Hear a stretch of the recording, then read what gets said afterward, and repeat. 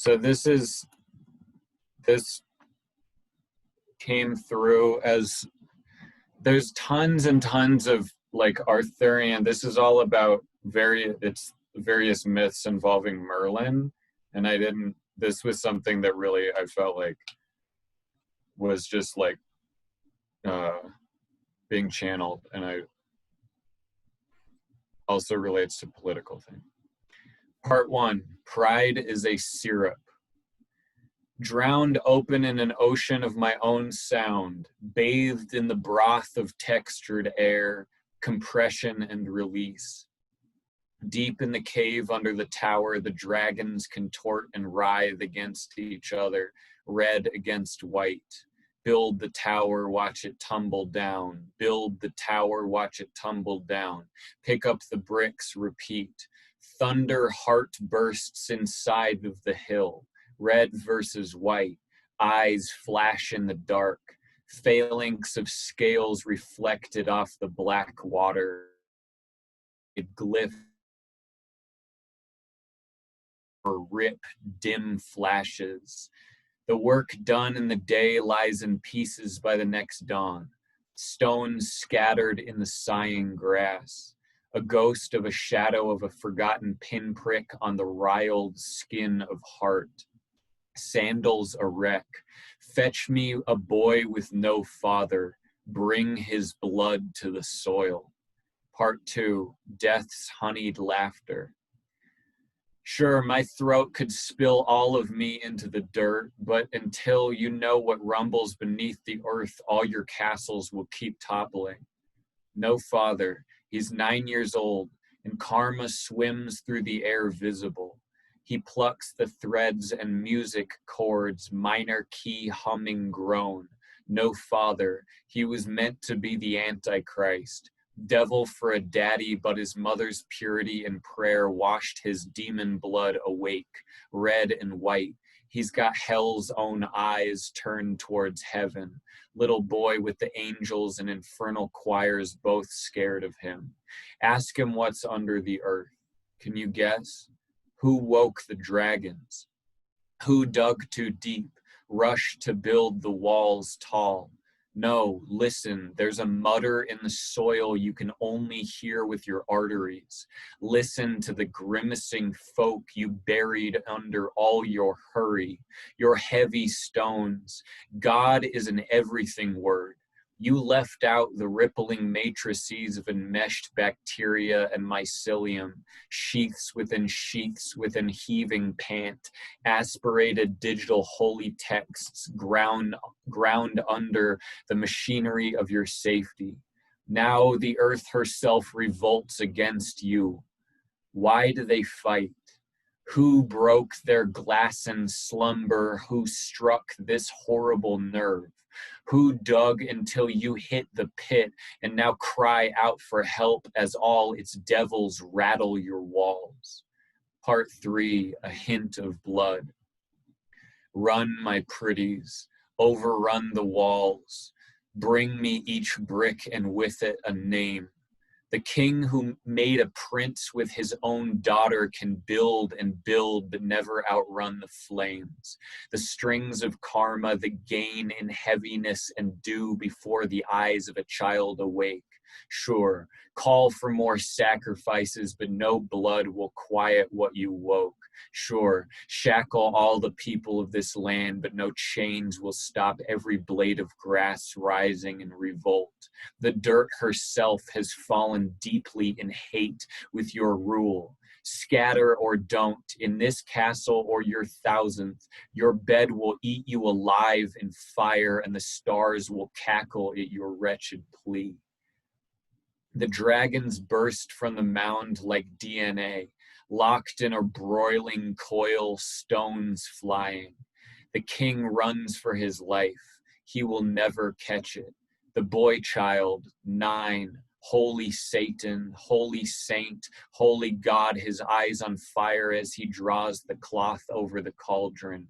Sweet reek of mead and the bliss rising as the serpents fall. Plunge, entwined, drunk, sunk to the bottom, turned to swine. Red and white, locked in stone. Part 4. The tongue that drinks the light is tasted by it. It's another time now. She steps out of the lake. She steps out of the space between tree and field, the thinnest line, the boundary between flower and not flower, the endless expanse between atoms, between proton and electron, between red and white. She steps into time and stumbles at the reeling shift. Teach me, she asks him. He's not little anymore. No longer boy, 36, still with heaven and hell warmly splashing each other in his open chest cave. Teach me how to trap you. He kisses the whole body of hummingbirds to life along her spine. He reaches for God in her and touches the surface tension, breaches the membrane, grasps God's hand and pulls her through. God is an everything word. She breaks the capillary stars, threading the tapestry from the center out to infinity. Teach me how to trap you, she whispers, and he worships eternity in her heaving skin, worships his own tomb in her fractured static breath. Part 5. The consequence is the cause. Step-by-step instructions. He digs the gut. He builds the tomb. He prepares the lock, the lid, and teaches her how to shut him in. And just as he reaches peak velocity, just as the songbirds explode into a riot, apex of the spiral tower of light, inhale, pull the universe in and never let go, silenced. Stone slab slams over his head. Key turned, she carves the magic words into him and locks him in between. Bury my head under the white hill. Face me towards the enemies of love, so in eternal not death I may turn their towers always to dust. The wheel turns. The girls are dancing the swords again. Crossed, we are the bodies of stars playing at death. And in this game, everything is awake. The chessboard plays on its own. A hand grasps a sword in the deep and thrusts it towards the light. Closer, approaching the surface tension. Breach. This is what it looks like from God's perspective when you pull her through. She offers you a sword. She builds the tower and brings it down. She raises the cruel king as an offering. For in his sin, he draws the karma of the people into himself. And when she finally consumes him, worm hole, drags him to the bottom, locks him in a stone coffin. He is an offering to the earth, a bloody rose laid trembling on the altar of the land. His life is only meant for death. 10,000 daggers born alongside him, ribboning him into soil.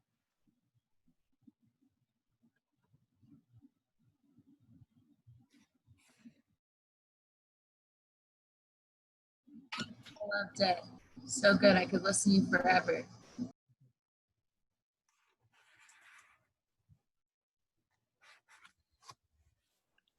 Thanks, Connor. Yeah, thank you. That was awesome.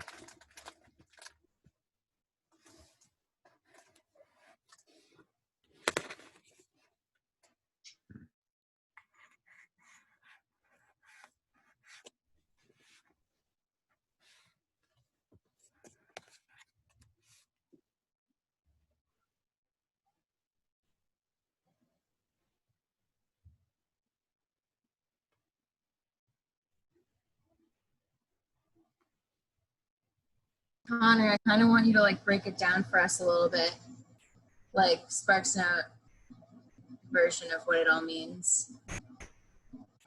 Like, can you do part by part? Yeah, kind of. So,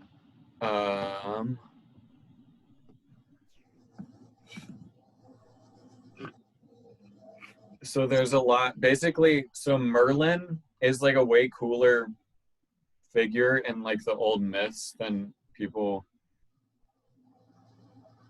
I don't know. He's so basically he was supposed to be the Antichrist.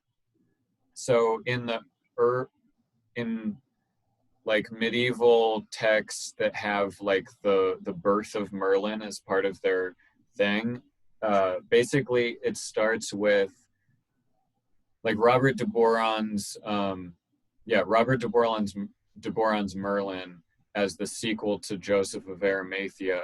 Basically it's like Christ does his thing, and basically Christ makes it so that people without attaining enlightenment are able to transcend samsara through, because he basically, from an esoteric perspective, he like takes everyone's karma into himself and then dies with it.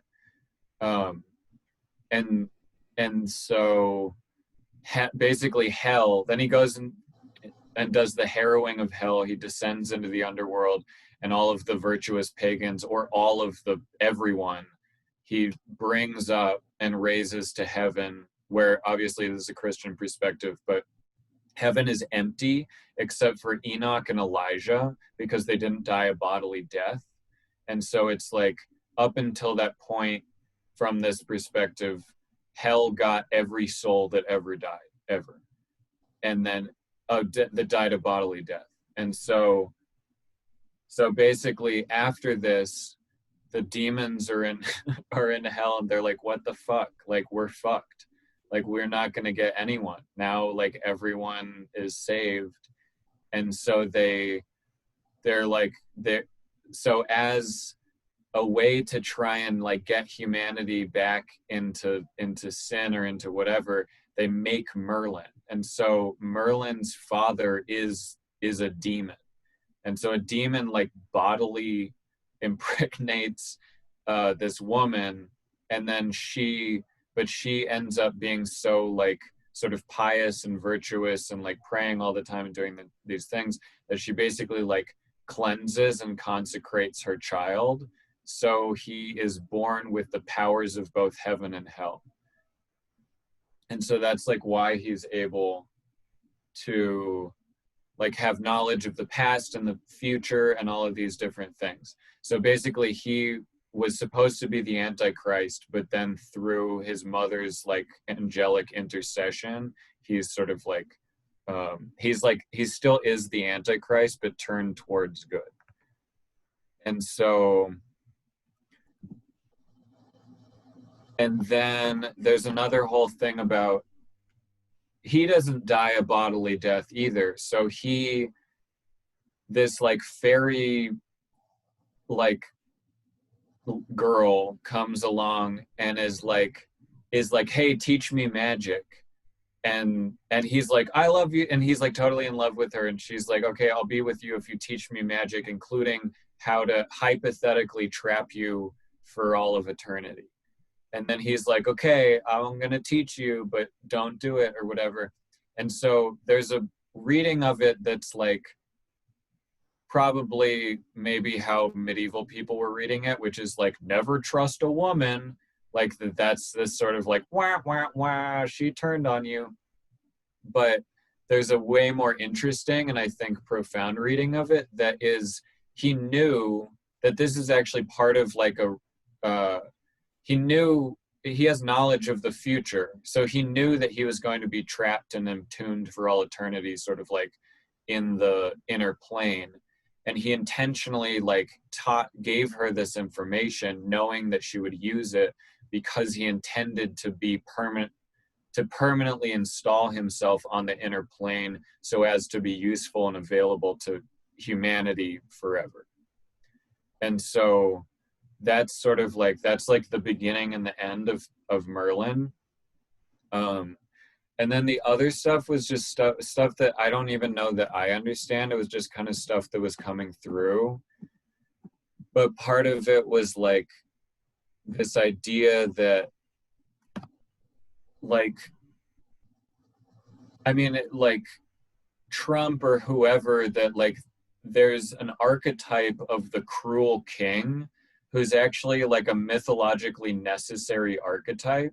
And so someone has, at various points, actually has to embody this like horribly brutal and authoritarian and totally going against the people and against the land and against whatever, kind of, and it's almost like a weird, it's like an offering, because like they embody the cultural shadow, and then whenever they're disgraced or when they die or whatever, they sort of take the shadow with them. So it's like culturally doing shadow work every once in a while. And then also almost like literally an offering to the, in Celtic traditions, it's like the ruler only rules because the goddess of the land loves him, basically. So there's like a king, but he's not actually the important person. The feminine embodiment of the land itself is. So all that's all happening. There's also some stuff. Oh, and then the other thing is Vortigern's Tower, which is basically this evil king, Vortigern, tries to build a tower, basically because this prophecy has come that his rule is going to end and the people all hate him and whatever. So he tries to build this super tall tower so no one can hurt him. And every day they build it, and every night it falls apart. And then he asks his wizards, like, why is this happening? And they say, oh, well, we have to sacrifice a boy with no father on the hill, and then it'll stop happening. So Merlin has no father, so they find Merlin. He's like 9 years old, and they bring him, and he's like, do you know what's under the hill? And it's these two dragons, one red and one white, that have been awakened by the construction. And so all of this is like super, super sort of symbolic of like the, like Ida and Pingala, like the, you know, the two snakes of the caduceus, like all of these things that basically the masculine, the feminine are brought from, they're agitated and they start fighting, and that makes it so that all his work is constantly being undone. And then in some versions of the story, basically Merlin's like, you're fucked no matter what you do, so you better get out of here. And the guy leaves, and then Merlin ends up, that becomes Merlin's tower. And then he sort of calms the dragons and whatever.